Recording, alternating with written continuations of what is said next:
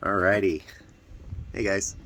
And gals, obviously, sorry. Um, so far for our videos, we've talked about my second deployment.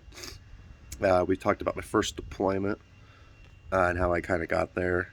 Today I'm going to talk about um, after the honeymoon phase, basically, after my first deployment. The honeymoon phase is like, I don't know, like a month, I think is what they teach you. Basically, like you're good, like you're so happy that you're home that everything's perfect, but then one things start getting back to reality and you realize everything's not that perfect, so the honeymoon phase ends, right? uh, and so when we got back from our first deployment and they put me in with Alpha Company, they put me back with Alpha Company. I really struggled, actually. I was having a hard time. I didn't know it was PTSD at the time, but I hated Garrison. I could not stand it there, right?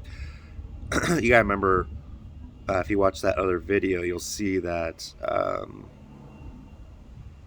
I spent like a week at Garrison, or 2 weeks, or it was like 2 weeks at Garrison or something like that, right? I think it was 2 weeks.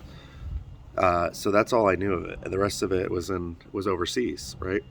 So when I got back, I absolutely did not like it, and there was a couple buddies that didn't like it either. Like those are the ones that also that deployed with me, basically instantly after basic and AIT. Uh, and I had a really good friend. I'm still friends with him, but his name's Cannon. I told him, I said, man, I can't take it here anymore. I'm gonna ask First Sergeant if he can send me to like Fourth ID or somewhere that's deployed, because I don't want to be here. I just want to go. I just wanted to go fight, I guess, or something. I don't know. And so Cannon, being a brave person, brave soldier, says, "Well, I'm gonna go with you." So, I mean, we're both privates, right? So we're very young still, and we go in front of the first sergeant, talk to the first sergeant, and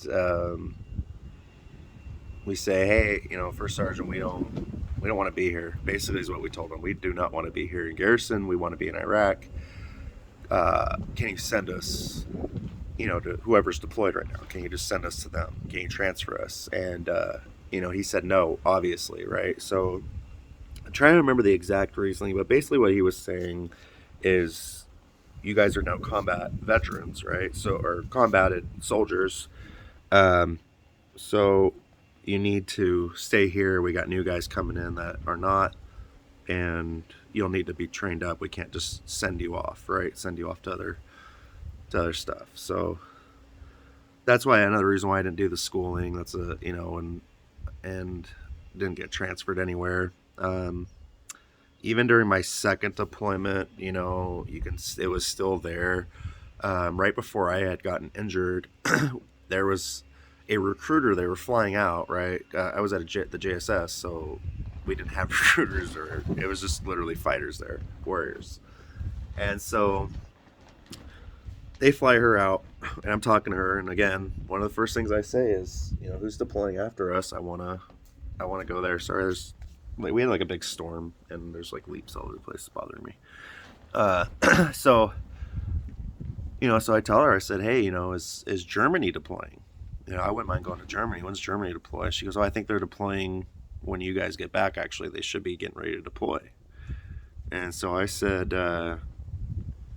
okay, well, I'll go there. So she actually went back to whatever fob she was at, right? I think Liberty or something, and started drawing out the paperwork. But then I got injured, and things changed, and then I obviously did not end up in Germany. But so I was constantly wanting to deploy. A lot of the guys I was with, a lot of the men I was with, they all wanted to constantly to be deployed, and I think that shows the PTSD.